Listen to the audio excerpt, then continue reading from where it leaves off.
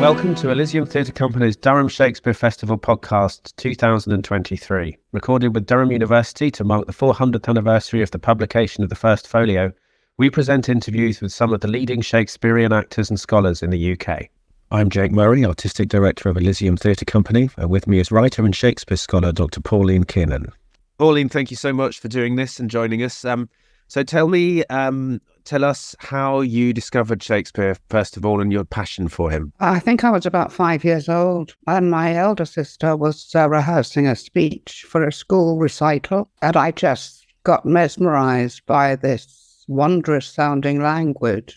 I was a bit puzzled because it seemed to be about some mysterious bee having a bit of cropping. I didn't know what the speech was about, obviously. But then, of course, I did realise what it was. It was the to be speech. Oh, to be or not to be from Hamlet. So I fell in love with the language first. I think that's what lots of babies and young children do. They fall in love with language without necessarily knowing what it means. What was your path from that to the academic work that you've done? Funnily enough, my first Hamlet was David Warner, directed by Peter Hall, which was a revelation. I was up in the gods at the Aldwych. It was David Warner was he was not like you expected at that time. You know, he was really cool. He wore a college scarf, and it was really unlike anything that people had seen before, I don't think. After that, I applied to go to Oxford, and I took a degree, and then I carried on, and then I started teaching. So, yes, I've been in quite a sort of close relationship with Shakespeare for about 40 years. Your entire professional life, basically. Before I went to Oxford as a mature student, and before that I was a journalist in London for 10 years. You were also attached to the Globe for a while, weren't you? Yes, that was afterwards. I was there from the very beginning for 6 years, working with the Mark and the acting companies. And that was very interesting because I'm always interested in Shakespearean performance. I've learned so much from the performances, productions I've seen from directors and actors, obviously. I'm very aware of how much actors bring to the plays. And it's one of the things I've always emphasised in all my work about Shakespeare. And that's the subject of two of your books. There's a book about staging Shakespeare at the Globe and also Shakespeare's dramatic theory. So that's obviously something that's very important to you. Can you say a little more about what you feel his theory was and how that was embodied on stage? I think for Shakespeare, he chose drama. He could have just carried on with poetry, but he didn't. And I do think that the reason for that is that he wanted his words to be embodied with the physical presence of the actors on the stage, and for the audience, obviously, to be there to receive what the actors were bringing to them. And so in a way, he does, in his poetry, he does actually explore this, what he sees as a problem with the written word, that it becomes a sort of static thing. And he wanted his words to be a physical reality for the audience. And he also, I think, believed that the way to get people to think was to get them to be emotionally involved in the characters, which is obviously what drama is all about. And I think that he also believed that fiction was probably the best way to explore truth. Through the dynamic of the stories and the characters and that kind of the action. I think what I've also been doing for nearly 40 years is I've been on a mission to persuade people, to actors, directors, academics, to really, really look closely at the way he makes the play. He makes meaning on the stage moment by moment. If you don't follow that moment by moment sequence, you end up putting lazy labels on his plays. So, for example, you get anti-Semitic, Merchant of Venice. You have to look at every single scene, moment by moment, to understand that Shakespeare's actually playing with the audience's emotional responses. With just about almost all his plays, there are times when the audience is made to question their judgment of human behavior. And that, I think, what he really wanted to do was to actually show how humans are fallible human beings. I mean, fallible beings. And so with Merchant of Venice, obviously, it's the Christians who actually use terms of anti-Semitic abuse. That's the first thing. The same thing happens in Othello. The racist in Shakespeare's plays are Iago and various other characters in the play. And what obviously happens is that people mistake something being depicted dramatically for the opinion of the actual playwright. When Shakespeare writes about racism, he writes about racism. He doesn't actually express racism as a writer.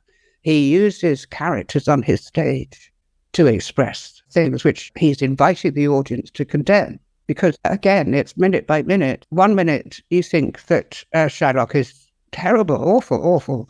The next minute, you see him being spat on, and you think, well, that's not right. What Shakespeare does all the time, it's the moral thing, it's the moral compass that he turns it upside down, inside out, every which way. So that the audience, again, moment by moment, is having to work out, what do I really feel about this character? Because, Hamlet, to begin with, I mean, it's awful that his mother's treating him like that. Of course, she says, oh, everybody has to die, so I don't know why you're making such a fuss. And so we're on his side at the very beginning, and he's sort of marginalized from the court, from his mother and his stepfather. So that in performance, that's very important for the staging, to show Hamlet is actually on the margin. He's actually outside the court. In the scene with Ophelia, when he treats her so badly, I mean, he's a real callous bastard, and we hate him. We hate him during that. And then we'll change again, because then we see him with his mother, and then he comes out with his absolutely horrifically, terribly disgusting language to describe her, making play in a pigsty, really. So then we think, well, he's being a bit harsh there again, isn't he? And then when she says, speak to me no more, she can't bear it any longer that he's being so cruel to her. So then we feel sorry for her.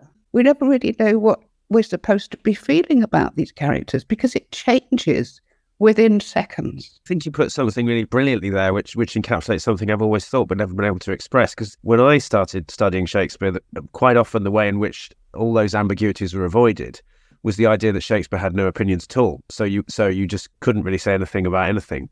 But I think that that's a kind of abdication of exactly what you're saying, which is that he shows people living their lives, going through the chaos of their lives.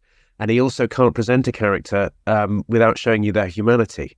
So as you say, in a scene like with Hamlet and Gertrude, you see them both being human. Whereas in some other revenge tragedies, like the Revenger's tragedies, the Duke who's killed is so poorly written that you just think, well, he's a monster. But I think that what you've put your finger on is the fact that this is why Shakespeare, in a sense, is inexhaustible, is that they're so subtle and complex and ambiguous that they defy simple answers.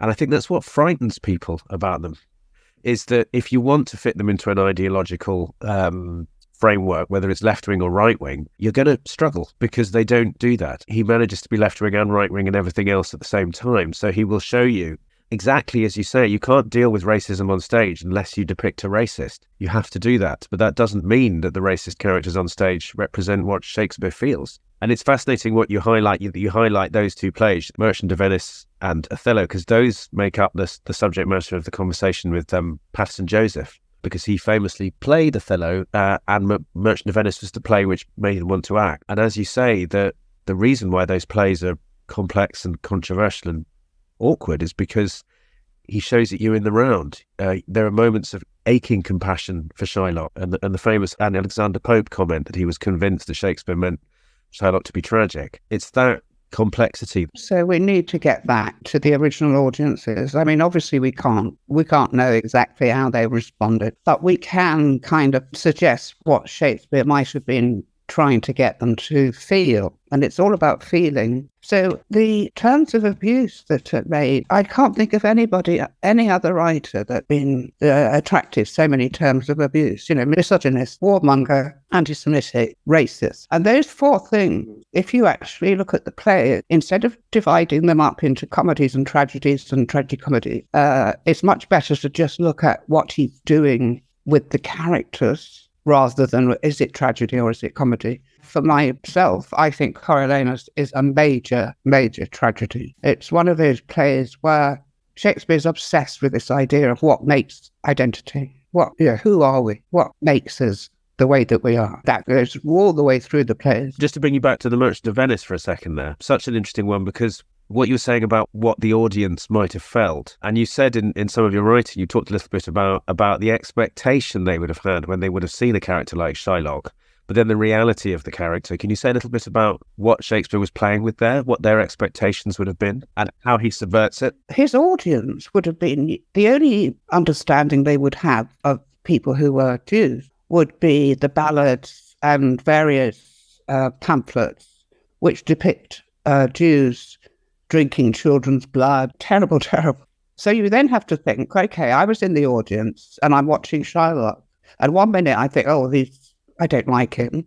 And then the next minute he comes out with this amazing expression of shared humanity that just brings tears to the eyes. Hath not a Jew eyes? Have we not blood like you? Have we? And then so the shock aspect of that speech at that time when it was first produced must have been unbelievable, because the audience would be thinking, hey, how can he be a Jew? He's talking eloquently and he's talking about shared humanity.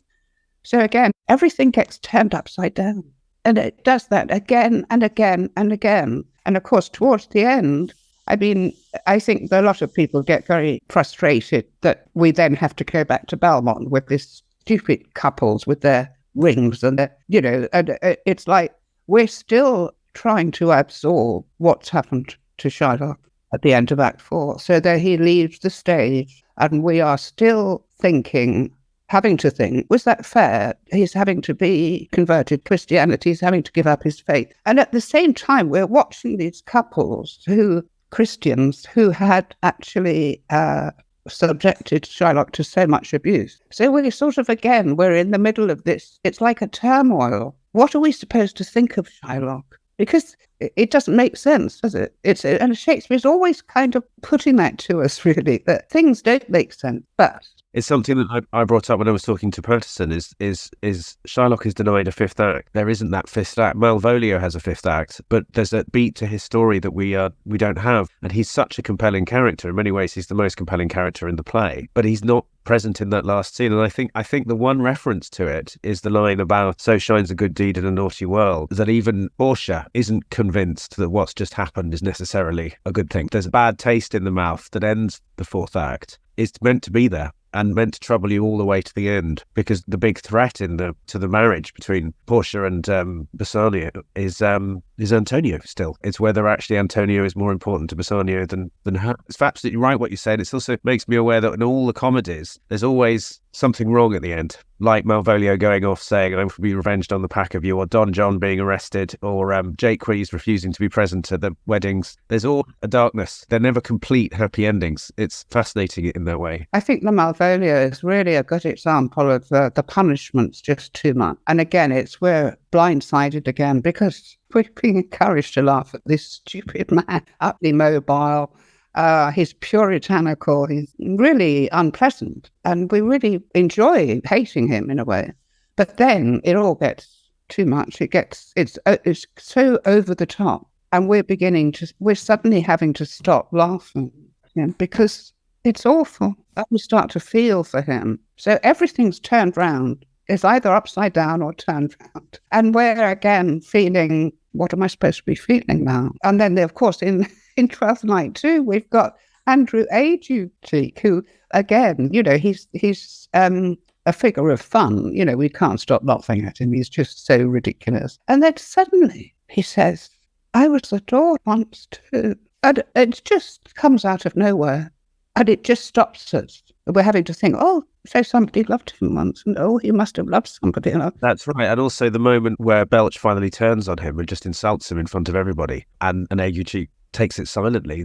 You're absolutely correct. I think you're absolutely right that ambiguity is what makes the plays so fascinating and makes them so full of possibility. And you're right to say that you have to look at them moment by moment rather than as they're not ideological tracts. They're explorations of the experience or something, I think. We're always reacting to other people and events. So we're never really the same from one moment to the other, depending on what's happening in your day. Sort of, there's no such thing as a fixed identity, which I think Shakespeare's exploring all the way through, from Comedy of Errors was a very serious exploration of identity. And how we change and we flow. There's a constant transformational kind of quality to the whole thing. On the subject of transformation, you've written a very wonderful book about Shakespeare and Ovid, whose book, Metamorphoses, obviously is all about magic and transformation. Huge influence on Shakespeare. When I read that book or encountered it, it made me all the more aware that one of the things that makes Shakespeare stand out is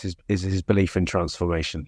For instance, things like Hermione becoming a statue and then becoming human again, the death of Thaisa, who is then brought back to life by Cerimon, the magic in the Tempest, but also the transformations that the characters go through. Ovid clearly was a huge influence on him, because you can also see it in Midsummer Night's Dream. And it feels to me like if you study even his contemporaries or Greek tragedy, he was the one who brought this idea that we could flow and change and become something else. Is there anything you'd like to say about that? I think Ovid was the major influence, the transformational aspect of him. But also, I think the thing that he learned a lot from Ovid was irony and satire. I mean, Troilus and Cressida is the most savage satire about war. Shakespeare's always satirizing things, but we don't, for some reason, people seem to ignore that aspect of him, when in fact he's always using irony. I mean, he's always making us realize that, for example, in the measure Pompey the Pimp, he's not allowed to carry on his job because he's a pimp, because the Duke has decided to pull down all the brothels. He doesn't want any of this sex for sale, none of that. But then when Pompey stops being a pimp, he's then asked to be a state executioner. And he's like a chorus, because when he asks one of the characters, mean you to display and geld all the youth of the city, sir, it's Pompey that understands what all this is about. And it's all about power. And it's all about how corruption exists in the powerful. That the whole of the play is about the misuse, the abuse of power. And again, it's he uses a character like the other example, a bit like that, is in Henry V, which I've written a long piece about this. It's it's a dodgy gesture, invading a sovereign country. Rape is a weapon of war. And then a spin doctor, which is the chorus. In Henry V, you get every act is started by the chorus, who is like the spin doctor, who says everything, all of the youth are on fire, going to France to beat the French. And of course, the next thing we see is the soldiers in the pub saying, I don't want to go there. Why should we go there? I think the moral heart of the play, the intellectual and moral part of the play, is the moment when an ordinary foot soldier questions whether the king's invasion of France can be considered a just war. And the whole of the play is about that, really. It's questioning whether anybody should actually do that. And one of the things in my article I wrote as a parallel with US-UK invasion of Iraq, a just war, it was a just war. There were so many parallels with Henry V. It was absolutely staggering once you started to look. Well, of course, that was the reason why Nick Heiner did such a famous production of it when he took over the National with Adrian Lester, I think it was, playing Henry. It was exactly that. He took all those parallels, and I think he actually set the war with France in the context of the Iraq War. So they were all in jeeps and desert combat gear. I always quote, there's a wonderful scene before the battle, and here the chorus really mesmerizes us with his language, because he talks about the eve of battle, and the king goes to see his soldiers and he talks to them and smiles, and they smile back at him, and he makes sure all his men are ready. This very wonderful leader. Our wonderful leader is so humane. And then, so in disguise, we actually see him go in disguise amongst his soldiers. And the soldiers, all they want to do is get back home. They don't want to fight this fight because they're outnumbered. I mean, it's just impossible. So when the king asks one of these soldiers what they feel, why would they want to go home? Wouldn't they rather be with their king fighting for their country? And then the quote is, Henry, he says that his cause is just and the war honourable. And Michael Williams, who is named, which is interesting, Shakespeare gives him, he's not just a soldier. This is Michael Williams. He's got an identity. He's a man. He's a human being. He says that's more than we know. If the cause of the war is not just, it is the king who's responsible when, quote, all those legs and arms and heads are chopped off in battle, some crying for a surgeon, some upon their wives left poor behind them, some upon the debts they owe, some upon their children rawly left. I am afeard there are few die well that die in a battle. For how can they be charitably disposed of anything when blood is their argument? Now, if these men do not die well, it will be a black matter for the king that led them to it. So again, this is the moral heart of the play, that this is the play that is so often cited as an example of Shakespeare's patriotism. And the end of the play, the chorus comes up to the front of the stage and says, well, it was all a waste of time, actually, because Henry V died and then we lost France. And so it was all for nothing.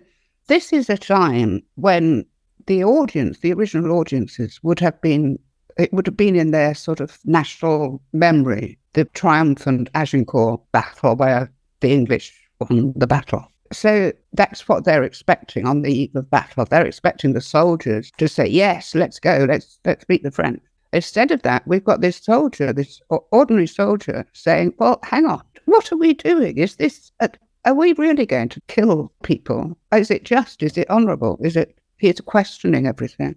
Intellectually, you can't argue with that. And Henry knows you can't, because he has a crisis straight after. He has the extraordinary, not tonight, oh Lord, not today, whatever it is, where he prays that they're not going to get demolished in the battle the next day. There's also, I would like to add, there's the extraordinary denouement of Michael Williams, because I think, as I remember, all three soldiers that he talks to have real names. They're not called Pistol or something like that. Is that after the battle is over, he goes and seeks out Michael Williams, reveals to him, with all his entourage around him, who he actually was, basically saying, you were the one who argued with me last night. And Michael is deeply embarrassed. And he then gives him his hand, I think, and then offers him money to say, although you were wrong, here's your money, and I think you're a noble man. And the last thing Michael Williams says to him is something like, I'll not have any of your money. In other words, Williams isn't amused by the joke, and says openly to the king, no, you can keep your money. I don't want it. And I think you're absolutely right. The brilliance of that cycle, in particular, Richard II to Henry V, gives you a total panorama of class, society, and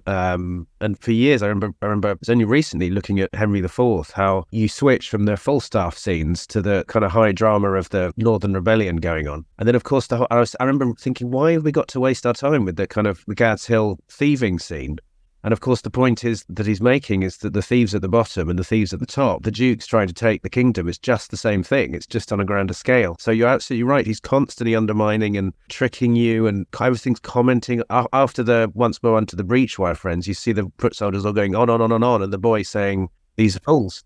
The other thing is that the historical sources, although it's not history as we know it, I mean, there were stories, but actually Shakespeare changed the order of Henry to kill the prisoners. So that, again, we're thinking, is he such a great leader, really? He's just ordered all these poor people to be killed. And the other thing about him, when I was at the Globe, I pointed this out, that when they talk about the French dead, there's quite a long speech where they actually list the French dead, and that was going to be cut for this particular production. And I argued that it was one of Shakespeare's ways of giving us two sides of the argument. And if you lose that, then it's not Shakespeare. And this is kind of what I'm saying all the time, really. It's like Homer, where you see the Trojans and the Greeks, that there is a human story on both sides. Absolutely, yes. And the other thing is, Shakespeare's women is another thing that I've written quite a lot about. What I better do, actually, is just quote some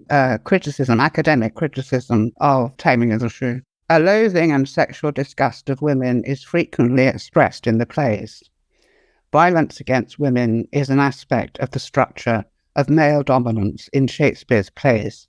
It indicates a deep conflict in which women in general, as lovers and mothers, are perceived as radically unworthy.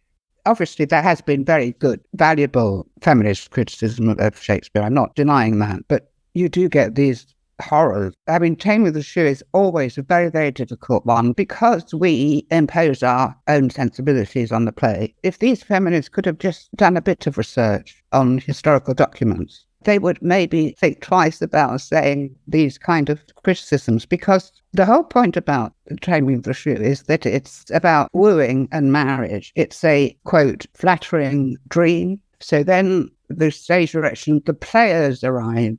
So those actors arrive. So this is a play. This is fiction. Then you've got Katharina with her speeches like, such duty as the subject owes the prince, even such a woman oweth to her husband. And when she is froward, peevish, sullen, sour, and not obedient to his honest will, what is she but a foul, contending rebel, and graceless traitor to her loving? Why our bodies are soft and weak, and smooth, unapt to toil and trouble in the world, but that our soft conditions and our hearts should well agree with our external parts. Now, this is when women in Shakespeare's time were blacksmiths, masons, carpenters, farriers, printers, goldsmiths, bootmakers. They worked in all the guilds, had the equivalent of trade union rights. In Southampton, 48% of apprentices were women. In some parts of England, women regularly voted in parliamentary elections. Most executors of wills were women, obviously because men died before they did. And many women controlled property, land, and money. And there were even women performers at the time in guild plays. So the story of Catherine's taming is an impossible fantasy put on as a play within a play, a dream. So the prologue, which is often dropped from modern productions, sees this tinker being duped into believing that he's a nobleman. And then he gets the story of this Petruchio taming Katharina. I think Shakespeare was really appealing to the women in his audience. The women in Shakespeare's audiences were at least half, some people think more than half the audience, made up more than half the audience. Now, he's an astute businessman, as well as being an artistic genius. He wouldn't want to alienate half of his audience with this fantasy. It's just a fantasy. He's saying it's a fantasy. And I think he's having a go at men there as well, men in the audience. He's actually saying, well, you thought that was good, that when he was trying to tame her and doing all those terrible things to her, you thought that was really good, didn't you?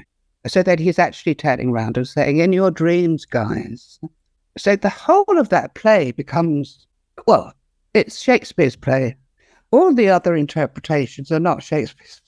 I didn't know that statistic but I knew women watched the plays. I didn't know it was in such high numbers, because it's always baffled me, the idea that Shakespeare was seen as a misogynist, because as with the racist accusation, he presents misogyny on stage. He presents cruelty by men, but never in a way that sanctions or endorses it. That the women who are victims of that are tragic. The sympathies in the plays lies with the women. And where that doesn't happen, I mean, you don't sit there with Ophelia or Cordelia or Desdemona going, well, she got what she deserved. You think it's appalling that that's happened. And as a man, you're made to think about how you behave. But equally, the plays, particularly the comedies, are full of the most extraordinary, dynamic women who often save the day, like Portia or Isabella, or potent figures like Lady Macbeth or Cleopatra. That the women are written, and you've written eloquently about this, with enormous sympathy and understanding and belief, it seems to me. Would you not agree?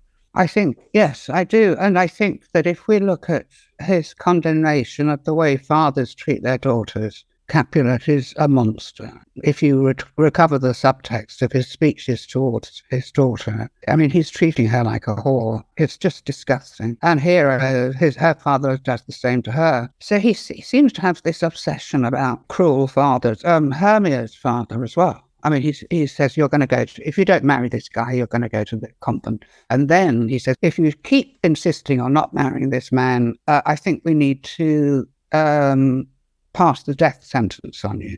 So instead of procreating, marriage and procreation, she's going to be either lumped into a convent or killed, murdered by her own father. I mean, it was just a threat, obviously. It didn't actually happen. But, I mean, in Henry V, the speech when Henry talks about when they siege Harfleur, the speech he says to the people of Harfleur, you must let us in because my soldiers are really hotting up at the moment and I can't begin to tell you what they're going to do to your wives and daughters. And it's just disgusting. It's disgusting anyway, but then the subtext is even more disgusting. So he has this rape as a weapon of war is something that runs right through his tragedies, some of the histories. So again, it's what you were saying earlier on. I mean, I've never understood why people have said, well, we don't know what he really thought, do we?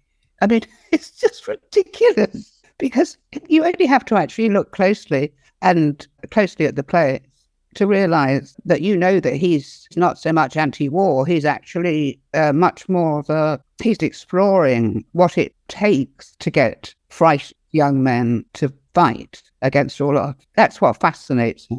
And what are the dynamics of war? What is heroism? What is cruelty? I mean, that's an interesting one with Macbeth, which I'll be directing in a few weeks, of the whole warrior ethic of the Thanes, that you fight with the intention of the point where you don't have to fight anymore. It's not fighting for the good of fighting, it's fighting to protect the realm in a cause, whereas Macbeth completely overturns that and replaces it with murder. So all of those things, it's an incredibly modern sensibility. I also wanted to pick up on something you said about women and their fathers. I was thinking the other day in Shakespeare that there's a lot of discussion about how brothers feature throughout the scripts, throughout the plays, but equally the amount of daughters who defy their fathers in Shakespeare. Goes all the way back to Two Gentlemen of Verona, I think. You've got Cordelia defying Lear, you've got Desdemona defying Brabantio, you've got Leonato, but it doesn't stop. You've got, as you say, you've got Juliet defying Lord Capulet, or Imogen defying Cymbeline. It's an endless motif. And that's why I think the idea that he was enforcing patriarchal values, he was knocking them down, certainly interrogating them right from the beginning, and it's the women who do the interrogating. So he's an infinitely complex and fascinating and mysterious figure. Every time you read them, you see something new. You have a conversation like this, you go back to them and the words mean something else. I think the thing that really gets to me about Macbeth is that he seems to be quite fascinated by exploring the question, what is it to be a man in a man's world? The obvious thing is, to begin with, Macbeth is a hero because he's a hero on the battlefield and he kills the enemies with great violence. But then, obviously, trying to kill his host, the king, is obviously a completely different matter. But the thing that really gets to me is towards the end, Macduff hears that his wife and babies have been murdered on the orders of Macbeth. And there's one little exchange of dialogue, which I think is the heart of the play, really, that when Macduff hears this, he can't believe it. He keeps saying, what, my little ones? Oh, my dam and all my little ones? No, this can't be. It can't be. And so his friend says, well, we must take revenge. This is what we must do. We've got to do. Be a man. He's sort of saying, that, in other words, he's saying, be a man. Let's go and get revenge. Sometimes I think there are times in Shakespeare when a silence can kind of flow into a moment that is the really significant moment of the play. And I think that when Macduff is told this, that he must take revenge, I imagine it as him thinking before he says, but I must feel it as a man. So that's it. Here's the man who completely overturns the whole martial ideal of being a soldier in battle because he has to feel it like a man, which is absolutely extraordinary, isn't it? But of course, the other thing about it is that he does all this, he explores all this identity, this male identity thing through a woman, which makes it even more interesting. Pauline, it's been an absolutely fascinating conversation. We're going to have to wind it up, unfortunately. Is there anything you'd like to say at the end? Some last piece of wisdom, something you'd like to say to somebody first encountering Shakespeare? Well, I think I've said this before, but racist, anti-Semitic, misogynistic, warmonger, it's hard to find a writer who has attracted more diverse array of abusive terms. And I think what I'm really always trying to fight against is people who apply lazy and simplistic labels to his plays. It's both intellectually slow and it's actually theatrically naive, because unless you look at the plays moment by moment, you cannot really say that you can interpret Shakespeare's plays, because it has to be moment by moment. So it's theatrically naive to say, oh, Merchant of Venice is anti-Semitic. Of course it's not anti-Semitic. Henry V isn't a patriotic play. It's actually exploring what it takes to get men to fight. And again, it's back to that male identity thing. And I would like to just finish with Volumnia in Coriolanus. Again, it's the identity thing. Coriolanus has been brought up by his mother to be a thing, an engine, a thing of blood. He's not a human being. All he is a soldier. That's his whole identity. There's nothing else. That's it. She's done that to him.